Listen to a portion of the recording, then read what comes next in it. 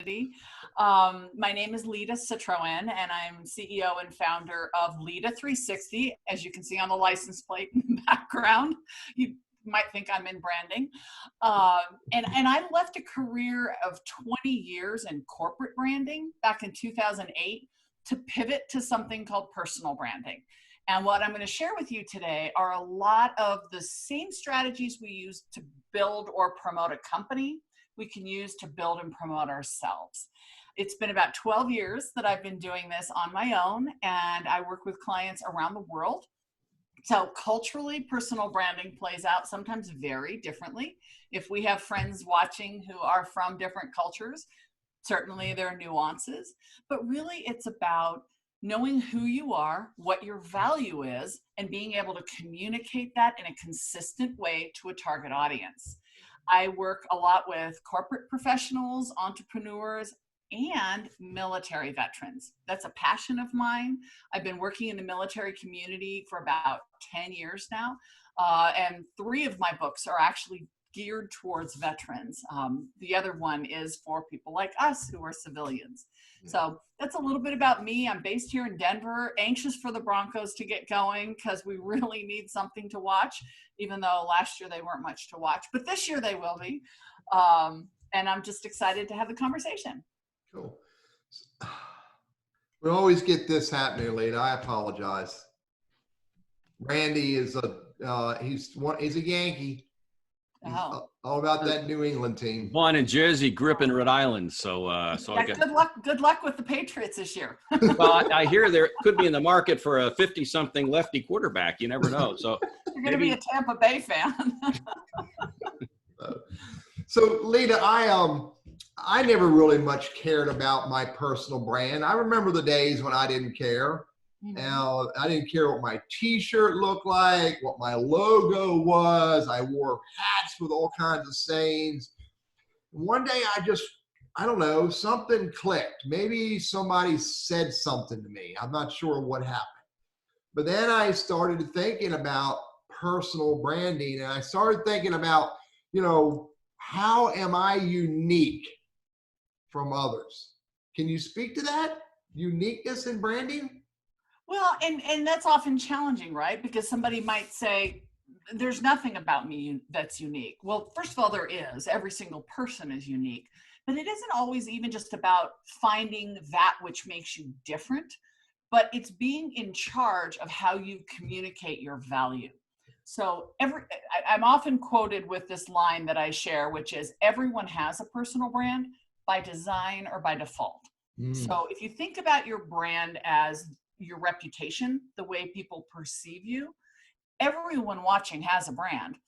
It's just, are you leaving it to chance that people are going to understand what makes you interesting and compelling and relevant, or are you going to take charge of that? And the system of personal branding is where you take charge of that. So you become thoughtful and mindful of the way you project, the way you build relationship, the way you show up on LinkedIn, and the way you apply for a job. All of those touch points say something about you. And to think of them in an abstract or random way gives up a lot of power. Yeah, and I like the word you use. Do I leave it to chance, or do I take ownership of it? And yeah, it's a huge philosophy. A lot of people go, I guarantee you've heard this. I know my buddy Randy and I have heard it a lot. I don't really care what someone thinks about me. And Teddy, that's awesome, because I often start off, I do a lot of public speaking, and I start off my programs by saying, we're going to talk about judgment. We're going to talk about perception. And it sucks to think that we have to be concerned with the way people feel or see us. And I remember telling my sons when they were little, it doesn't matter what other people think about you. It just matters what's in your heart. And I was half right, because it does matter what's in your heart. But we've learned that it matters how other people perceive us. If a hiring manager doesn't understand what makes you interesting, or finds you difficult or creepy, they have the opportunity you want. So their perception really does matter. Now, that doesn't mean that we go around all day trying to be what other people want us to be, but we have to be mindful of the way that we're being perceived. because that perception affects opportunity. So there's often that push between, you know, I'm not going to change who I am for other people. Amen to that. You don't change who you are. But sometimes you have to modify your behavior. Sometimes you have to be more mindful that, yes, you have the right to say that, but is it really going to land the right way? So it's just being intentional and making choices about how you want to be perceived. That's where personal branding comes in. Yeah. And that goes way beyond the way we look, the clothes we wear, but also the words out of our mouth, the way we look at people, sneer at them, you know, all that stuff. Yeah, we typically look at 5 touch points of a personal brand experience, right? The first is narrative. And I love to start with narrative because narrative is language. Narrative is communication. And whether you take narrative and design an elevator pitch from it or a blog type message, narrative is language. And narrative starts with what you tell yourself. So we often think about how I'm going to communicate to other people, but I always teach that narrative starts with what you tell yourself, because that leaks into what you tell other people, which leaks into how they talk about you to other people. So the affirmations, the clarity of keywords, the language is the first one. The second is relationship, and it's networking. So we know that whether you're an active job seeker, or you're in a career, you are retired, wherever you are, we need people. And those people become our sales force. They become our endorsers and our referrers and advocates. So the networking component of personal branding should be very strategic. You should choose the people who are going to be in your network, because that's your sales force. Yeah. Then there's digital, right? Online reputation is huge. And especially today, we're doing so much of our work through online. So the digital capital that you have, what is your equity in your social media? And then there is image, because we know that how you present yourself tells me whether you have self-respect and whether you have respect for me. Now that we're doing so much virtual, it's really interesting to see this sort of swing for people going, look, I'm at home, I'm going to be in a t-shirt and shorts. Yeah, but it's still a job interview. So you really shouldn't be in a t-shirt and shorts, right? And then the last touch point that I like to work with clients on is body language, because 90 to 93% of information that's communicated is nonverbal. So what you see, what you hear, what you experience visually confirms or dispels what I'm hearing in terms of words. Yeah. So, you know, the person who says, I'm really happy to be here, this is my dream job, you know, is communicating something very opposite. Yeah. So those are really the 5 areas in personal branding that we focus on. Yeah. The other day I was on a phone call with a prospect who asked me for time to speak. And so I'm like, I'm absolutely there. And we get on the call, and during the conversation, his phone rings. He goes, hang on, Teddy. I'm like, really? Really? You asked me for this time to talk, and that's how you're going to treat me? That's branding. It's all branding, right? It's somebody who puts an inappropriate joke on Facebook. It's the person who doesn't dress for an interview, the person who has typos in their resume. Those are all branding messages. Yeah. And they can work for you or against you. Yeah. Yeah. And Teddy, in the chat, we've got one of our attendees saying they've had people show up online interviews, also in-person job interviews, just not dressed properly. I at least wore a shirt today. You know, most times you combed your hair. it's whatever. I told you we're having a personal branding person on here, so you felt obligated. That powdered my nose, but yeah, that's important, and I really like how you broke it down with the different sections. So I hope we can explore those in a little bit more detail, and anecdotally, maybe some do's and don'ts, some of the clients you've worked with, and some of the ones we've interacted with, because we can learn. Sometimes we learn by mistakes and seeing what not to do, and also today we'll get to hear what we should do. So I'm, like I said, excited to have you on here. And I like I do like to dig in a little deeper in, you know, you spoke about the relationship side and the context of networking. Lida, I remember years ago, I think I may have told this story, I don't know if it was last week or someone else, that I used to be an ugly person. Moment of pause for Randy to tell a joke, and they didn't. So good stuff, buddy. And what I mean by that is this: I worked in an environment where it was full of ugly people. And I'm talking about, spiritually, their brand, they've just, hateful, you name it. And I don't want to categorize every industrial plant. That's not what I mean, but it was an industrial environment where nobody really cared about anybody. And I got dozens of ugly stories. And I didn't realize how hanging out in that network, having those relationships with those people, how it was impacting my personal brand, until one of my preteen daughters said to my wife, "I don't like dad anymore." Then I knew the environment I was in, the network I was surrounding around me, was having a direct impact on my life, including my personal brand. So, when we're in job search, when we're in career search, that whole network piece plays a huge role in our success. Well, especially in a job search, because we know that the numbers reflect that most job seekers will use online forums, right? They'll go to career pages and fill out job applications and send in a resume. But we also know that most recruiters and hiring managers are using networking strategies to find candidates, which is that proactive part of networking. And now a lot of this has shifted in the last couple months, because if we had been having this conversation back in February, I would have talked differently about strategies with recruiting.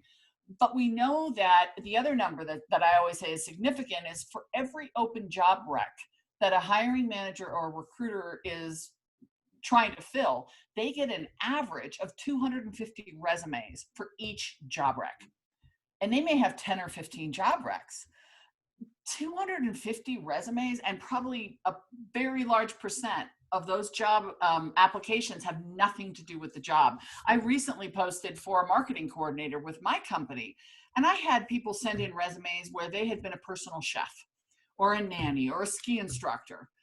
And not only is that off target, but the ones who were qualified, the people who customized those resumes, the ones who used a contact to get in touch with me, right? We both know Teddy, or we both know Randy, and maybe Randy reaches out and says, "Hey, Lida, so-and-so is going to be sending in a resume." Right.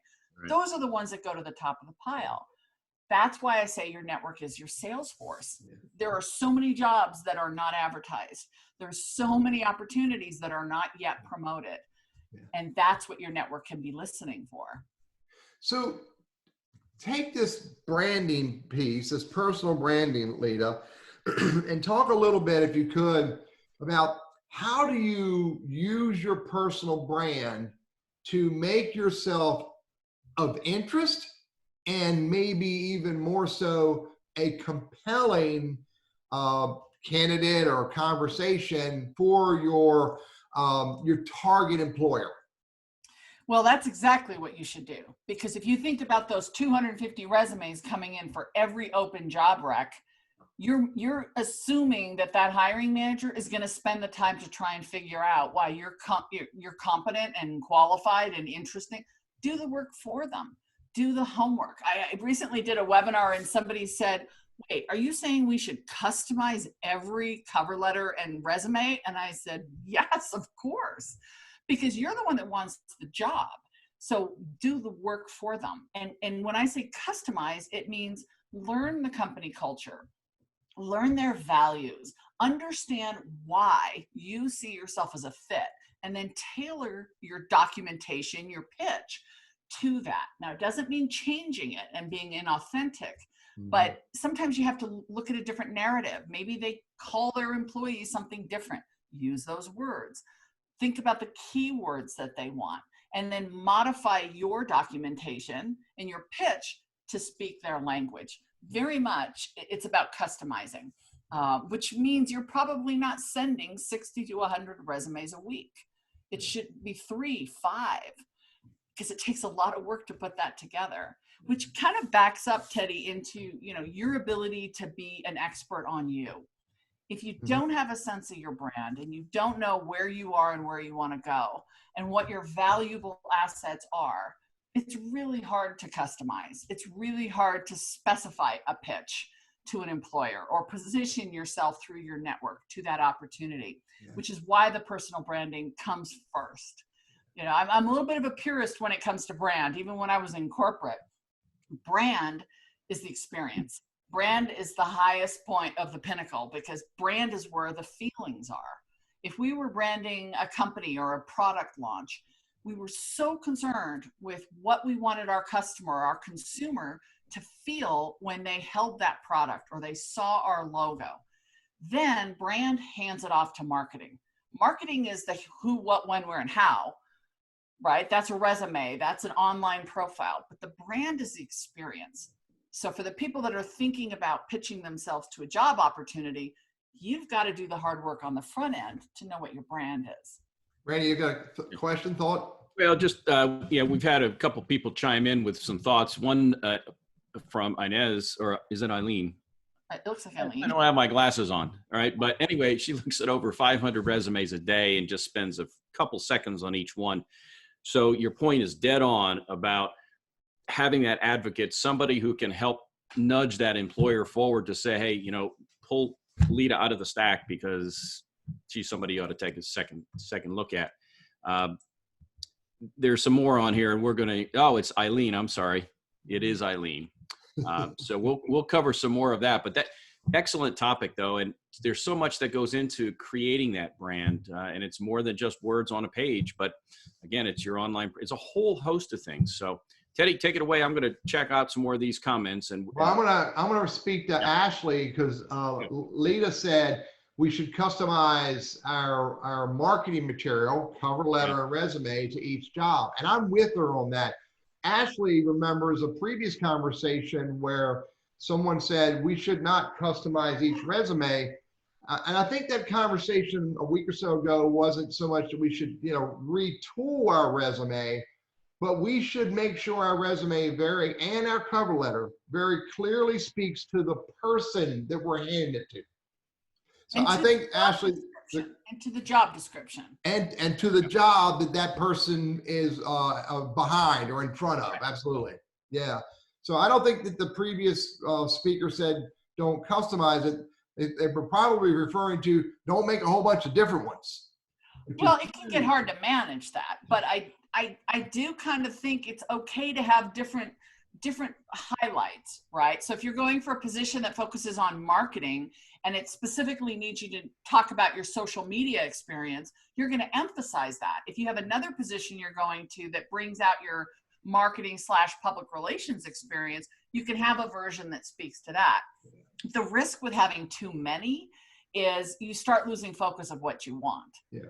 Well, that goes back to your previous conversation that I wanted to engage a little bit more on, is that you mentioned that narrative, which is a #1 piece of your personal brand, not only narrative to others, but first and foremost, narrative to yourself. Yes. So I'm a huge believer in this. If you don't clearly know who you are and understand your personal and professional brand, which for me, that's like this. For most people, it is. It should be, yeah. I don't tell you about that stuff I do on Saturdays. It's not about anybody's business. But anyway, if you don't clearly understand your brand and how it fits your life and your career and your business, and furthermore, if you don't believe in your brand, it's going to be a tough journey. You know, and it's interesting you bring that up, because one of the first things we do in building a brand is we think about the formula for credibility, right? Brands have to be credible. We have to trust them. We know with big box or corporate brands that the first time that brand falls down, right, we don't get the service, we don't get the expectation, that company has to fix it. The same thing works with individuals. We have to build credibility. And the formula that I teach for building credibility is values plus action. And it might sound easy to say, Randy, what are your values? But when you really think about your values, it gets very complicated. And that's the root of where your brand sits. What do you believe in? Not what do your parents tell you? What does your community, your spouse, your politician, your military teach you about what is important? But what do you as a human being believe so fundamentally in your moral DNA that if that wasn't there, you wouldn't be you?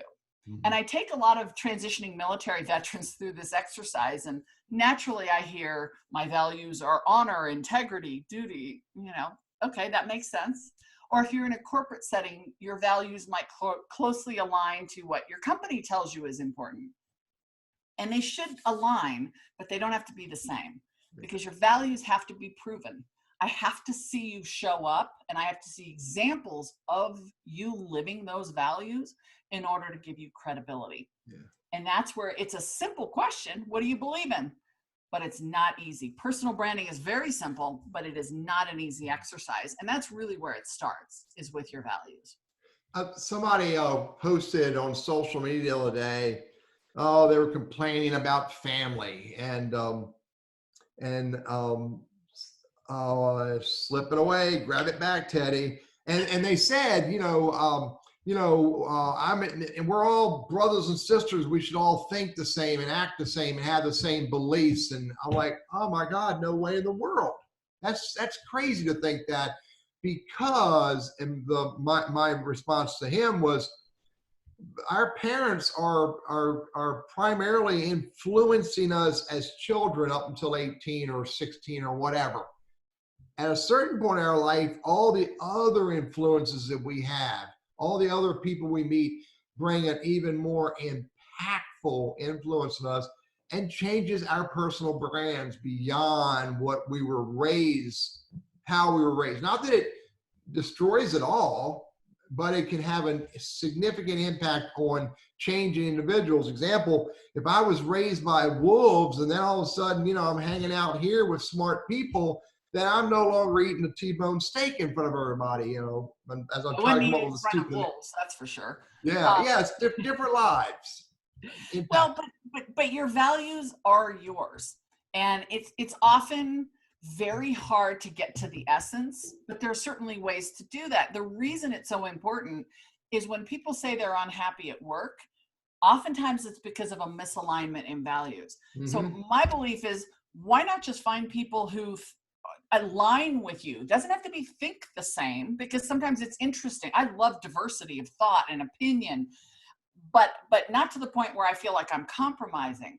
When you find a company that you say they believe what I do, they actually walk the talk, I could see myself adding value there. My value proposition, my values would grow in that environment. That's what the company wants too. They're looking for people who fit in, right? Culture and brand is huge for companies. They invest in brick and mortar, intellectual property, all these things, but they really invest in culture. And when somebody walks through the door who believes and is passionate about the same things, they'll train you on some skills, but it's really hard to find people with character, and they look for that. That's why you customize a resume, because they want to see that pop off. Hey, Lida, where does somebody begin if they're watching today or later on when they view it at some point? Where do you start? You talk about what are your values and being able to talk about those and live those out. Do you sit down and write them down? How does this process, this conscious process start? Where do you begin? Well, that is the first step. And trust me, it doesn't get easier to build a brand from there, but it is hard. It's the heavy lifting.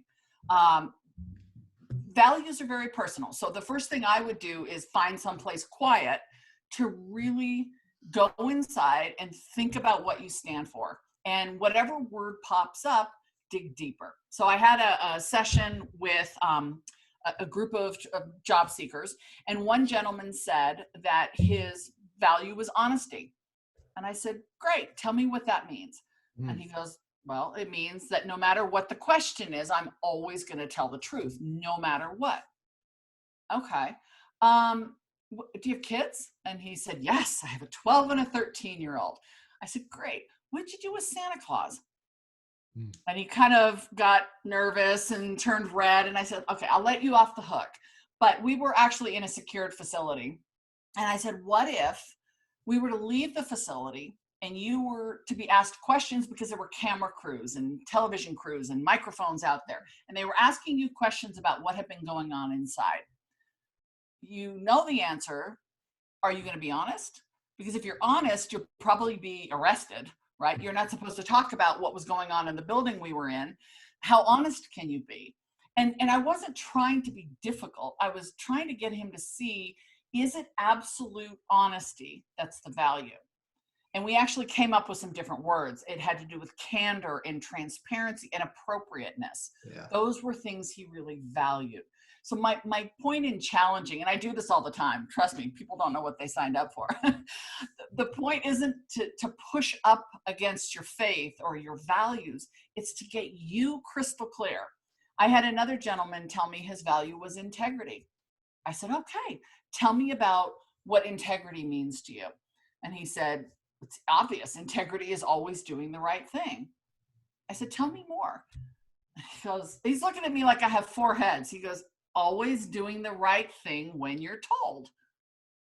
Okay, that's where your definition of integrity and mine diverge. But as long as it's clear to him, as long as he is grounded in what that version is, then he can go forward and build a brand around it. And there are people who think like him, who are attracted to those sets of values, who are going to want to collaborate and refer and endorse and promote him.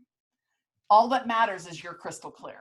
It doesn't mean, looking at a list. I know there are all sorts of algorithms out there that says answer 5 questions and we'll spit out your value. Yeah. Maybe that works. I don't know. But I think if people really get quiet with themselves and think about what they stand for, how they make decisions, right? How do you process yes, no, go, stop, this is good, this is wrong? What is the mechanism you're using? That's your values. Yeah, that's a powerful thought right there, Lida. And that is, if we would only be willing to stop and listen to ourselves, get quiet, let our mind wander. I did participated in helping someone put together a TED Talk years ago, and her lead end of the TED Talk was, one of the worst things we ever did to people is to tell them to stop daydreaming. Yeah, it's true. Yeah. So, Lida, go into a little bit more about presenting your personal brand, and the different ways that we could. And I'm going to use a word I think you used earlier with me, and that is to intentionally make sure that we're promoting our personal brand in all the right places. And that's like a song coming about, where appropriate and relevant. How do we do that? How do we get our brand out there? So I'd like to actually talk for just a second about the how, right? How do you build your brand? Because that leads into how do you present it. Obviously, the first thing we start with is values, because the values are the essence of who we are. If the brand's going to provide this sort of operating system that everything will pivot off of, then building the brand starts with an assessment. And I encourage people to just take a look at how you are right now. You can do feedback surveys. I do perception mapping with my clients, but you can even just go and ask 5 or 10 people, hey, I just heard this thing on personal branding. What do you think my brand is? What does my reputation look like? And then get quiet. Because when you're taking an assessment of current brand, you want to know, how are you perceived? What's working and what isn't? Where are the blind spots? And the only way you get that is by getting quiet. Again, there's a lot of quiet here, but getting quiet and asking people for feedback and then listening. And you're collecting data. It makes you feel vulnerable. I get that. It can sometimes be hurtful what we get back, but you're getting data that gives you opportunity. So assessing your current reputation, where you are right now, what's working and what isn't, is an important step. But the biggest step, the biggest part of personal branding is the goal. And I take people through an exercise where we actually imagine the end, right? The end of your life, when we're remembering who you were and what we felt, brands or feelings, what we felt being around you, working with you, hiring you, endorsing you, promoting you. What did you make us feel? Because most people at the end of their life, as we know, aren't talking about the profit and loss statements or the growth or the sales that they brought in. They're thinking about the difference that they made. And Mark Twain has this beautiful quote, which I actually talk about in my TED Talk. And it's, you know, there's two important days of your life: the day you're born and the day you realize why. And most of the clients that hire me, candidly, they're later in their careers and they're realizing, I wasn't strategic about this. I don't know what my life was supposed to mean. And what's the purpose I'm here to serve? That's what you can think about in terms of desired brand. So what's the goal? How do you want to be perceived? When somebody hears your name or sees your logo or comes across your LinkedIn profile or sees your resume, what's the experience you want them to have? And it's feelings based. I want my audience to feel this. I want people to believe that I stood for this. I remember doing that exercise for myself and it was game changing, absolutely game changing. It is not comfortable to think about the end of your life. I mean, I love doing that workshop at 9 o'clock on a Monday morning and people are just like, why are we talking about this? But the control and the amount of focus you get, if you know what the end looks like, you turn the lens around and you say, okay, so I couldn't work for that company because they're not going to help me get to be that person, but that company could.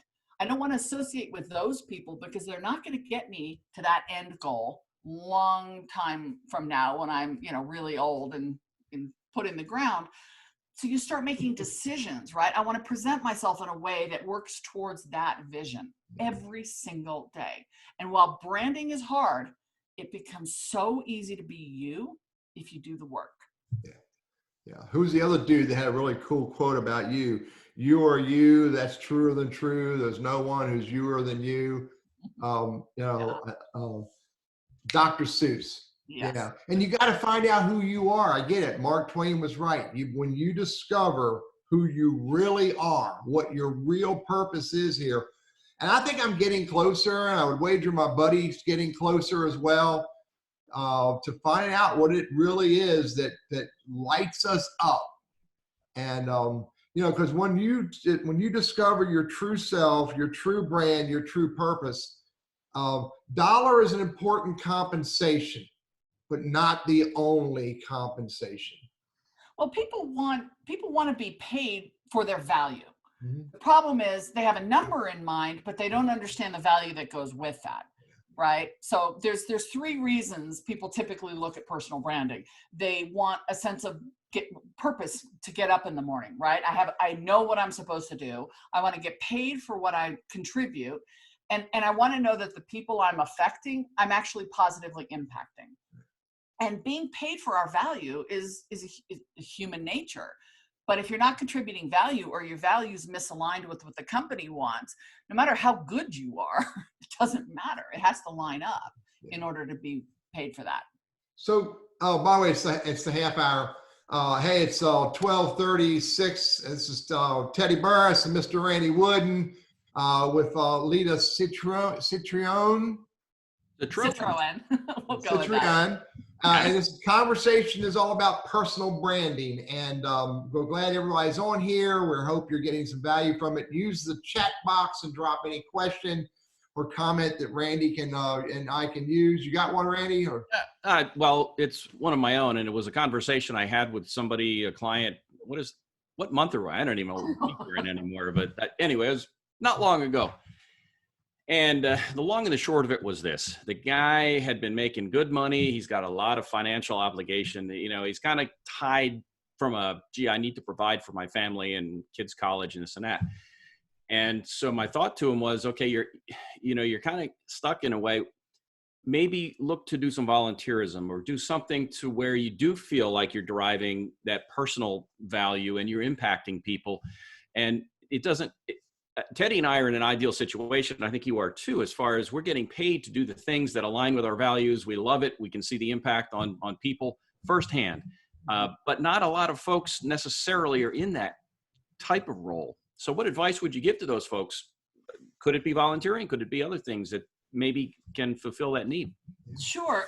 Definitely it can be volunteering, and sometimes there is a stacking that we have to do in our career, right? I talk to a lot of people that are in the job market that say, yeah, I'd love to be getting up in the morning and smiling and doing all these wonderful things, but no one's going to pay me for that, right? Maybe I want to create art, or I want to teach children how to sing. That's not going to pay my bills. So sometimes we do have to stack it and, do a 9 to 5 that pays the phone bill and then do volunteer work or community work. But there's often an opportunity to bring some of those value assets into our day job. And I know, Teddy, you talked about an environment where maybe the culture wasn't as healthy. If the culture's not healthy, that's different. But sometimes we have to look around and not shut the door to the possibility that there could be people around us that would benefit from the things we know how to do and we're passionate about. Mentoring, coaching, nurturing somebody else's career can be a great way to build your brand and also help somebody else. Being part of your community, being a leader in your organization. I have several courses on LinkedIn Learning that a lot of people know me for, and one of them is internal interviewing. And when I talk about internal interviewing, a lot of it is taking advantage of sort of what's in front of you that's on the menu that you weren't necessarily eating from. And you could have opportunities on your job. Right now, employers are looking at all sorts of new ways to do work that 3 months ago was done differently. Can you be part of that conversation? Is that part of your value set to be a leader and a contributor at a different level? Everybody needs help. Everybody's trying to figure things out. And if your brand is to be proactive and to be value add, then there are great opportunities even on the job to do that right now. Yeah. By the way, great activity on Facebook with Zoom live meeting here. Remember, use the chat box and ask any questions, share any thoughts, and this is really good conversation. I want to come back to a thought that I want to really hear your opinion of this, and that is creating a compelling elevator pitch. What's your thought about that, Lida? Oh, boy, and every time you talk to a marketing person, we've all got a different formula. But yeah, you should have a way of introducing yourself that's interesting and compelling and starts a conversation. That's all an elevator pitch is, right? We can't assume that the other person wants to hire us. We can't assume that they want to have a long-term relationship with us. It's just a start. There's a few things I would point out in an elevator pitch. And the first is show some excitement. If I turn to you in an elevator or we're on a Zoom call and I say, oh, Teddy, tell me about yourself. If you have had the most horrible morning in the world and you are just fit to be tied and here some lady asks you, oh, tell me about, I don't want all that negative coming at me. Because what I remind people is if we're in an elevator, I might be the person you're headed upstairs to go interview with, right? Or I might be the person who knows the person you really want to connect with. So it is about making a good first impression. The other thing is when you deliver an elevator pitch, you want to be concise. I didn't ask for your life story. And if you start your elevator pitch out with where you grew up and what your first job was, I am pushing every button on that elevator, right? And the other thing is don't forget to ask me about me because human beings' favorite topic is themselves. So if all we do is talk about you, then I didn't get to talk about my favorite topic. And the formula that I give for an elevator pitch starts by saying what you do. First, start off by saying what you do. I own a marketing company, or I'm a human resources professional, 20 years in the business, passionate about helping candidates really grow their career. Okay, now I have some context. Now my brain calms down. I'm not trying to figure out what category. I've got an idea of what you do. And a lot of times people get really creative or esoteric in describing what they do. And all that serves to do is confuse the person you're talking to. So the first step is tell people what you do. The second is give me your why. Tell me something interesting about who you are, what you do, what you stand for, how you got into this work, what you're looking for. That's where the brand really starts coming forward. right? What is it about you that could be interesting? And then the third step, again, this is all within 60, 90 seconds. The third step is paint me a picture. Give me a quick example. Tell me a story that demonstrates what it is you're describing, right? What you're looking for, what you've done, what you're passionate about. So what do? Why do you do it? And give me an example. That's 60 seconds right there. Yeah. And then ask the other person, oh, thank you for asking. What do you do? Yeah. Or what brings you here? Or tell me a little bit about yourself. You know, you just poked me with a thought that I hadn't had. I'm absolutely with you with the what you do and why I do it, but the paint a story, that I like that. I like that. Paint a story succinctly to what it is that you do, and not all that other stuff. Well, and as I mentioned, you know, I do work a lot with military veterans. And one of the challenges that our military community has is they just assume everybody knows what an MOS is and what their specific categorization of MOS was. And half the time, I mean, 98% of our American population has not served in uniform. So it's like, now I'm intimidated. I don't know what to ask. And I'm stuck in an elevator with some guy who's an American hero, right? So we don't know who we're talking to. So I always start at something that's understandable, that's consumable, and then I build it from there. So I might drop a couple words in to see if they understand marketing and branding and what I do. But if they don't, I don't want them to feel bad. I want people to feel good meeting me for the first time. What's an MOS? Military Occupational Specialty. Good. So come back. Your prior military on the call, they're laughing as I say that because they live for that. So come back to how do I, other ideas, whether it's verbally, written word, you know, other ways that I can get more, or we can get more people to discover our brand as we're on this journey to find the right people to talk with. Well, and that goes to networking, right? And I see that our friend Steve Miller here put in a great question in the Q&A, which is, as you're in a job search, there are a lot of people, you'll come across people who'll go, yeah, you know what, send me your resume, I'll keep my ears open for you. It's not true. Yeah. It's not true. I wrote an article that a couple of years ago and I reposted it on LinkedIn. It got a lot of controversy, but the article is called, Please Don't Send Me Your Resume. And to assume that somebody you know on LinkedIn or you met at a job fair or you know through Teddy or Randy, that person is going to keep you top of mind as they're going about their day. And we all hear of opportunities constantly. But the opportunity I might hear of, and I might hear of you over here, but connecting them for me, unless that's my job, is really a stretch. Yeah. Build relationships with people so that you are top of mind. Stay in front of them, right? The people who reach out to me periodically and say, hey, you know, I know that you're involved in this. I'm actually talking to them. Would you be willing to make a connection for me? If I know you, I'm happy to do that.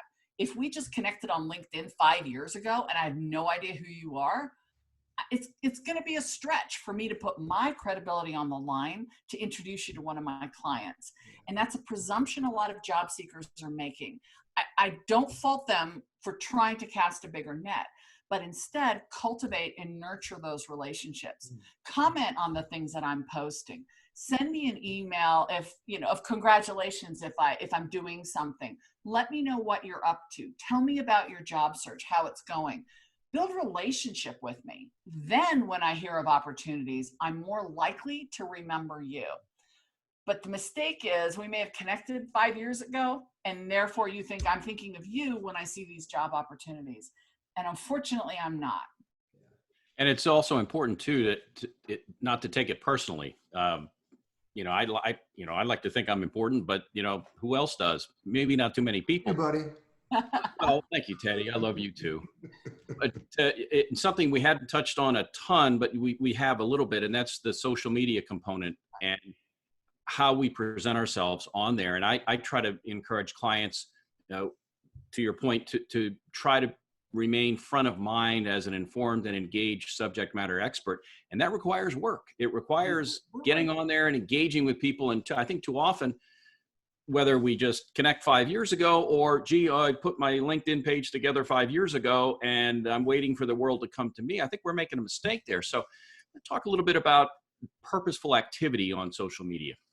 Sure. And I think the burden is even heavier now because we assume you're home, right? Maybe you're homeschooling your kids, and like we just adopted a puppy, so that's become a full-time job. But, you know, otherwise it's like we're home. We should theoretically be able to spend time on social media. It even goes to the point of connecting, right? So you send me an invitation to connect on LinkedIn. What happens? I get about 30 a day. I mean, it's a wonderful problem to have, but it can be a problem. Because if you send me a LinkedIn connection that's not personalized or that's generically personalized, right? The connection that says, hey, we know a lot of people in common, that doesn't help me. I'm less likely to respond to that than the person who says, hey, I was on, you know, your Facebook Live with Teddy and Randy, and I really liked your point about this. I'd like to learn more and follow you on LinkedIn. Can we connect? That person gets an automatic. Sure. Right, because it's personalized. But then once we're in the connection, we've started a relationship. And it's just like in-person networking. We wouldn't introduce ourselves to somebody at a networking event, exchange business cards, and then just stand there and stare at each other, right? That's weird. But we do it on LinkedIn all the time. Yeah. So start a conversation. Ask me something. Comment on something I've posted. Share something that I've posted. That's how we start conversation, and that's how we start building relationship. It might be a very heavy duty, powerful professional relationship, or we might just stay in touch. We don't have to decide that at the outset, but we can't think of social media as just this online collection of business cards. To the point about what you can do, I do think LinkedIn is probably the most powerful tool that we have for professionals, especially for job seekers. You know, I work with LinkedIn as an author on their platform, their LinkedIn learning platform. And I know what they're investing in the job seeker portion and the recruiter portion. So it's becoming a powerful algorithm and engine. If you're not using your LinkedIn profile as a small website, then you've missed the point, right? It's not about just cutting and pasting your resume, especially if you're going to customize your resume. How would you do that? It's about making sure that when somebody lands on your LinkedIn profile, they see you, they see your brand. From your profile photo, it should be a picture of you that looks like you today, not a picture of your cat, not a picture of a logo. It should be you. Your background photo, you get to change that. Add something that's interesting that tells me more about you, and you don't get to take pictures off of Google. But then the most powerful part of your LinkedIn profile isn't your headline, it's the about section. That's where you start telling me your story, who you are and what you stand for. Make sure you have those keywords in there, and we can talk about keyword strategy, but that's what I read first to get a sense of who this person is. And if it reads like an objective off of a resume, I may not read any further.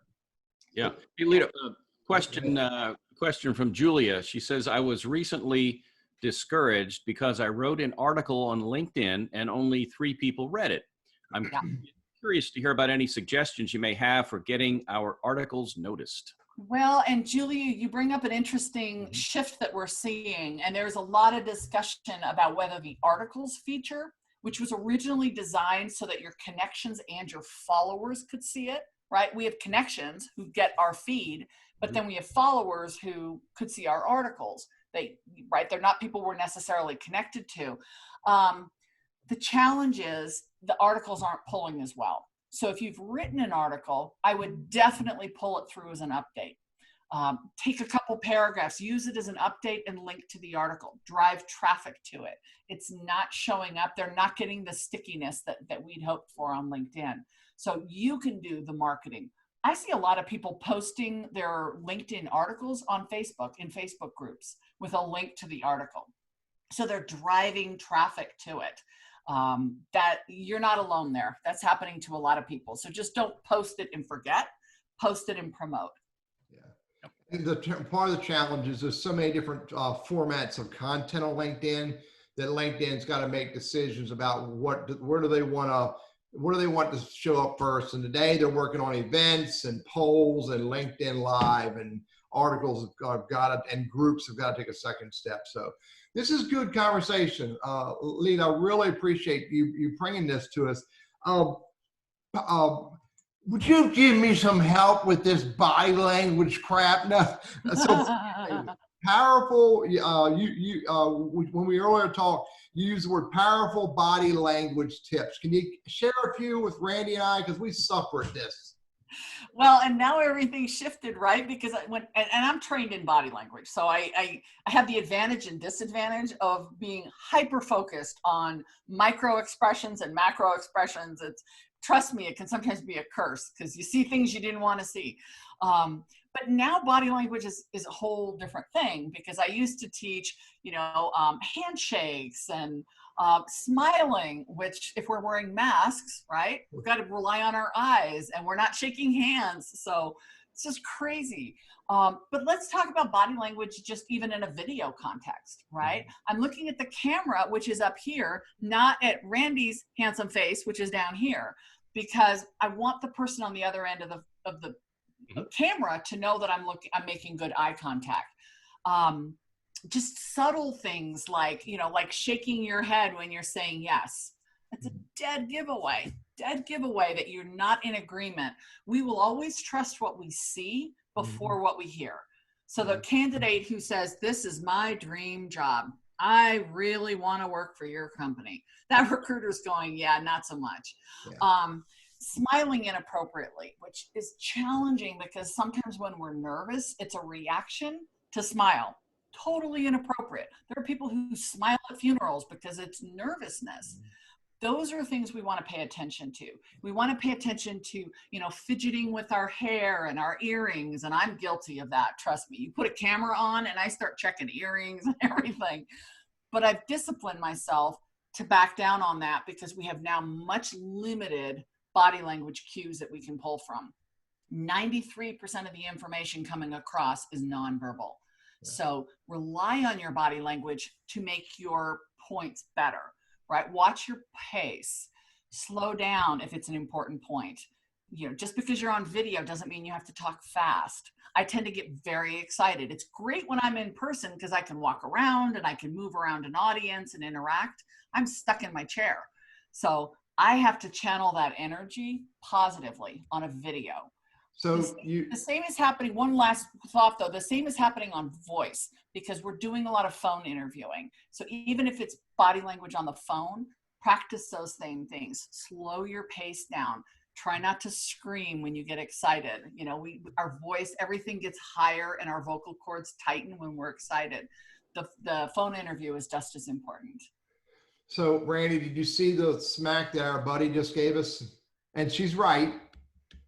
That you and I, we're trying to run an event and, hosting Lida and conversations, and they're watching us multitask.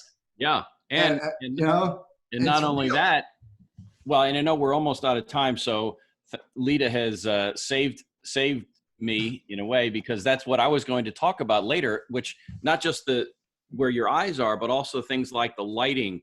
Normally, we like to have light behind us as we look at a computer screen. We don't want to have light staring at us. Right. Like just the opposite. When we do these videos, I've got light coming in from here and not from behind. So it lights up my face and I'm not a silhouette. But you made excellent points today. There's so much, and we could talk for another hour or two about this. There are so many finer points. I think that it's subjective stuff. And people don't hire words on a page. They hire people. We do business with people we feel good about, ideally. And so much goes into that subjectivity and how do we create that presence that somebody says, hey, you know what? I want this guy. Because not only can they have to do the job, they've got to be somebody that fits the culture and that the employer feels good about, and vice versa. So thanks again for coming out. Yeah. Teddy, what you got? Lida, thank you very much. I really appreciate you joining in with us. I'd like for you, if you don't mind, I don't think I have it yet. I may have it. Send me I'll take your website and maybe your LinkedIn profile URL. If there's any other place you want people to follow you or pay attention to you, I want to make sure I put that in the show notes. That'll go on YouTube and on the Facebook page. And again, thank you very much. Great discussions. I really appreciate it. And I'm not multitasking. I'm responding to some questions. Hey, Teddy, next week we have Linda. Next week, go ahead. You know who it is, Randy? Yeah, Linda Whited, and she will be talking about meaningful work and why that is an important conversation to have. And we touched on that today, I think, with what's meaningful and how do we define ourselves and how do we define what's meaningful. So Linda will join us next week. And then on June 6th, Michael Glantz Forsyth Tech Community College here locally. Forsyth Tech has a lot of classes, a lot of stuff going on, some new things that are coming down the road. So this will be an opportunity to really get, local impact information. If you're considering going back to school, upskilling, what have you. So lots of things on the plate. I'll be at the beach shoveling sand that week. So Teddy, I leave you in complete control because I know you'll do a great job. So. I got the keys, dude. I know how to do this.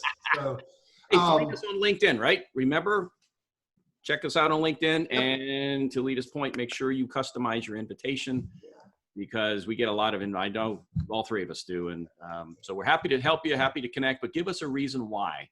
Absolutely. And if you know anybody else who can benefit from the conversations that Randy and I bring to you every Wednesday at lunchtime, invite them, share the link, get them to register, or just tell Randy or I about them and we'll invite them. If you know groups that need to know about us, so groups can show up and partake of what we provide through the smart people we invite, and do that.